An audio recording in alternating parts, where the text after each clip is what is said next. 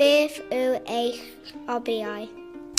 Dwi'n hoffi nofio, dwi'n hoffi cerdded a dwi'n hoffi cwrdd â ffrindiau. Beth yw eich hoff ffilm? Fy hoff ffilm yw Mamma Mia. Ydych chi'n hoffi bod yn Comisiynydd Plant Cymru? Ydw, wrth gwrs. Dwi'n caru bod yn Comisiynydd Plant, achos dwi'n caru helpu blant.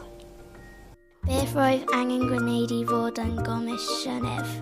Gwnes i ymgeisio am y swydd a chefais i 3 cyfweliad hyd. Beth yw eich hoff flas hufen iâ? Ar hyn o bryd, fy hoff flas hufen iâ yw coconut. Pa ieithoedd ydych chi'n siarad?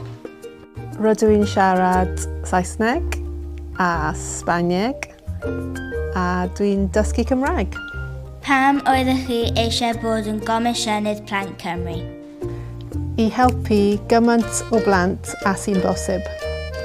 Ydych chi'n mwynhau byw yng Nghymru? Ydw, dwi'n caru byw yn Nghymru. Dwi wedi byw yn Nghymru ers roeddwn i'n babi. Beth mae Rocio yn golygu? Mae Rocio yn golygu gwlith fel gwlith yn y bore.